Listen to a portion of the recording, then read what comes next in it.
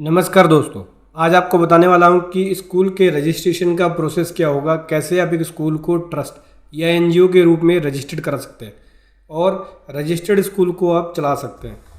चलिए समझेंगे कि क्या प्रोसेस होगा, डॉक्यूमेंट क्या रिक्वायर्ड होगा और कैसे आपको इसके अंदर टैक्स से एग्जेम्पशन मिल जाएगी, आपको इनकम टैक्स भी नहीं देना पड़ेगा। डॉक्यूमेंट क्या क्या मेंटेन करना होगा, चलिए आपको मैं बताऊँगा डिटेल में, स्टेप बाय स्टेप समझेंगे। उससे पहले बताना चाहूँगा, जो भी भाई बंधु मेरे चैनल पे पहली बार है, इस वीडियो को पहली बार देख रहे हैं, जिन्होंने अभी तक सब्सक्राइब नहीं किया सब्सक्राइब कर लीजिए, साथ ही साथ बेल आइकन पे भी क्लिक कर लीजिए ताकि इस तरह का कंटेंट आपको मिलता रहे। सो दोस्तों देखो, स्कूल को आप ट्रस्ट या एनजीओ के रूप में रजिस्टर्ड करा सकते हो, जिसको हम एजुकेशनल ट्रस्ट बोलते हैं एज पर इनकम टैक्स एक्ट के अकॉर्डिंग। उससे पहले एजुकेशनल ट्रस्ट को क्रिएट करने से पहले आपको कुछ टर्म्स समझना होगा। जैसे कि सबसे पहले हम बात करें गारंटर, तो इसमें गारंटर वो पर्सन होगा जो अपनी प्रॉपर्टी को ट्रस्ट को क्रिएट करने के लिए ट्रांसफ़र करेगा या असाइन करेगा। बेनिफिशियरी कौन होगा? बेनिफिशियरी वो पर्सन है जो एक्सेप्ट या रिसीव करेगा एडवांटेज ट्रस्ट से।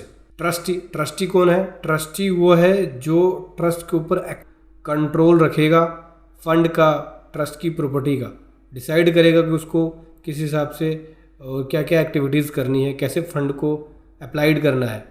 ठीक है, अब हम बात करते हैं कि ट्रस्ट को रजिस्ट्रेशन कराने के लिए या ट्रस्ट को रजिस्टर्ड करने के लिए क्या क्या रिक्वायरमेंट पड़ेगी आपको, किन किन डॉक्यूमेंट की।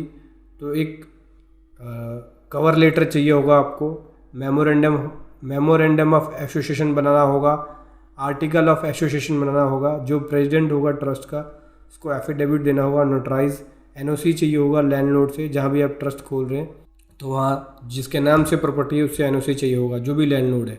फिर उसके बाद अथॉरिटी लेटर चाहिए होगा, सेल्फ सर्टिफाइड सभी कॉपी चाहिए होंगे।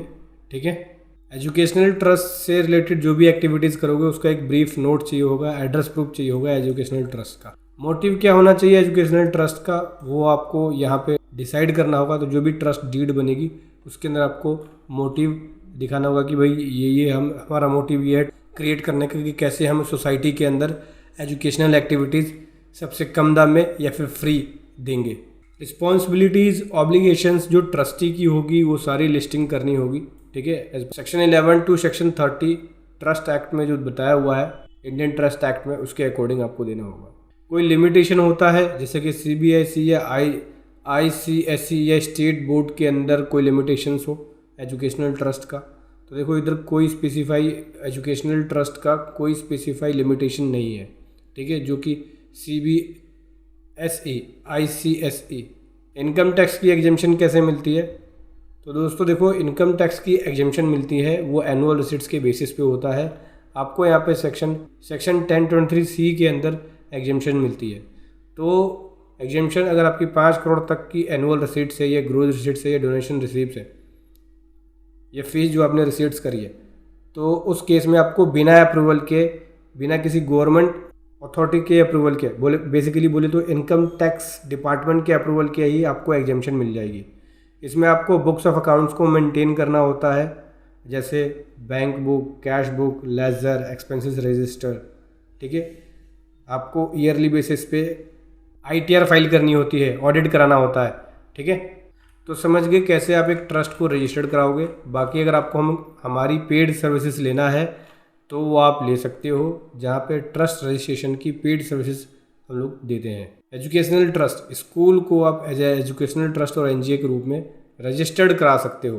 पेड सर्विसेज का लिंक वीडियो के डिस्क्रिप्शन में है।